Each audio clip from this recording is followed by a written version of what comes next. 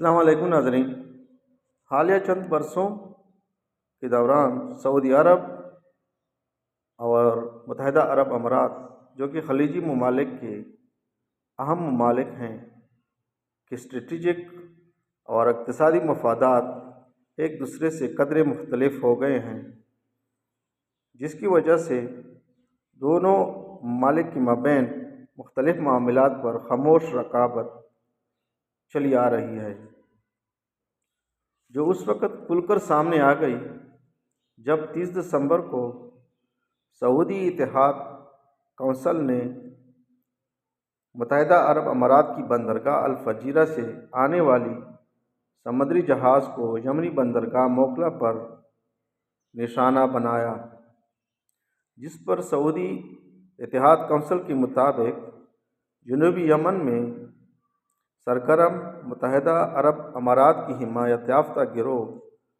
Southern transitional council یعنی STC کو اسلحہ لے جایا جا رہا ہے۔ حملے کے بعد یمنی اتحاد کونسل کے سربراہ رشاد العلیمی نے متحدہ عرب امارات سے مشترکہ دفاعی معاہدہ منسوخ کرنے کا اعلان کیا اور ساتھ ہی متحدہ عرب امارات کی فوج کو 24 گھنٹے کے اندر یمن سے نکل جانے کا حکم دیا۔ سعودی عرب نے بھی سخت رد عمل کا اظہار کرتے ہوئے متحدہ عرب امارات پر سعودی مفادات اور سلامتی کی خلاف کام کرنے والے گروہوں کی سرپرستی کا الزام لگایا اور دھمکی دی کہ سعودی مفادات اور سلامتی کا ہر صورت میں دفاع کیا جائے گا اور اس کے لیے کسی بھی قسم کی کارروائی سے دریغ نہیں کیا جائے گا، جبکہ دوسری طرف متحدہ عرب امارات نے یمن میں سرگرم سدرن ٹرانزیشنل کونسل یعنی STC کو اسلحہ بھیجے جانے کے الزام کی سختی سے تردید کی اور موقف اپنایا کہ جہاز میں کسی قسم کا اسلحہ نہیں تھا، جبکہ گاڑیاں تھیں جو متحدہ عرب امارات کے اندر متحدہ عرب امارات کی فوج کے زیر استعمال لائی جانی تھی۔ ساتھ ہی یہ بھی کہا کہ سعودی حکام کے ساتھ اعلیٰ سطح پر انڈرسٹینڈنگ بھی تھی،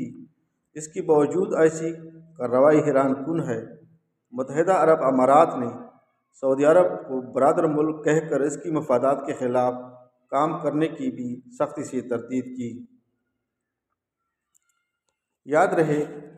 متحدہ عرب امارات 2015 میں سعودی قیادت میں کام کرنے والی سعودی اتحاد کونسل میں شامل ہوئے، جو ایران کی حمایت یافتہ حوثی باغیوں کے خلاف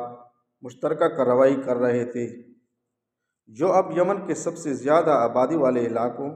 پہاڑی سلسلوں اور بحیرہ احمر کے ساحل پر قابض ہیں، جبکہ STC جنوب یمن کے تیل سے مالا مال علاقوں پر قابض ہے، جو کہ بین الاقوامی طور پر تسلیم شدہ حکومت یمنی اتحاد کونسل کا اتحادی رہا ہے، لیکن اب یمنی اتحاد کونسل نے الزام عائد کیا ہے کہ STC یعنی سدرن ٹرانزیشنل کونسل یمنی اتحاد کونسل کے قانونی حیثیت کو نقصان پہنچانے اور یمنی اتحاد کونسل کے پاور شیئرنگ فارمولے کے خلاف کام کر رہی ہے، جس کو درپردہ متحدہ عرب امارات کی حمایت حاصل ہے۔ تاہم متحدہ عرب امارات نے یمنی اتحاد کونسل کی سربراہ اور سعودی عرب کے کہنے پر یمن سے اپنی افواج نکالنے کا فیصلہ کیا۔ اپنی افواج باہر نکالنے کے بعد دونوں برادر اور خلیجی ممالک کے درمیان تنازع اور تناؤ کی شدت ختم ہوتی دکھائی دے رہی ہے۔ تاہم مبصرین کا کہنا ہے کہ دونوں ممالک کے درمیان کشیدگی میں کمی وقتی ہو سکتی ہے، جو مستقبل میں کسی اور معاملے کے تناظر میں سامنے آ سکتی ہے۔ دونوں ممالک کے تنازع کو لے کر پاکستان بھی دوراہے پر کھڑا ہے۔ ایک طرف سعودی عرب ہے، جس کے ساتھ پاکستان کا دفاعی معاہدہ ہے، جس کے مطابق ایک پر حملہ دوسرے پر حملہ تصور کیا جائے گا، جبکہ دوسری طرف متحدہ عرب امارات ہے، جس کے ساتھ پاکستان کے دیرینہ برادرانہ تعلقات ہیں اور ہر مشکل وقت میں پاکستان کا ساتھ دیا ہے۔ آئین اسی وقت متحدہ عرب امارات کے جہاز پر جب حملہ ہوا، متحدہ عرب امارات کے صدر شیخ زید بن محمد بن نہیان پاکستان کے دورے پر تھے اور رحیم یار خان میں شکار کے سلسلے میں موجود تھے۔ بظاہر تو یہ ایک نجی دورہ تھا، لیکن اس کے در پردہ مقاصد ضرور تھے۔ ایسے میں پاکستان پر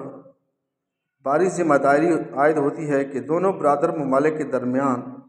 تناؤ کم کرنے کے لیے اپنا کردار ادا کریں، کیونکہ دونوں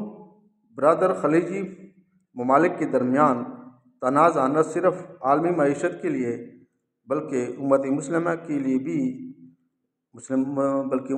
کے اتحاد و اتفاق کے لیے بھی شدید نقصان اور بحران کا باعث بن سکتا ہے۔ عالمی رہنماؤں نے بھی، عالمی برادری نے بھی دونوں ممالک کو صبر و تحمل اور ضبط سے کام لینے کی تلقین کی ہے۔ اس وقت دونوں ممالک کے درمیان جو تناؤ ہے، اس کو لے کر پاکستان کی کردار کی بہت زیادہ اہمیت ہے اور پاکستان کی کردار بہت زیادہ اہمیت اختیار کر گئی ہے۔ والسلام، آپ کا بھائی واحد اللہ مرو۔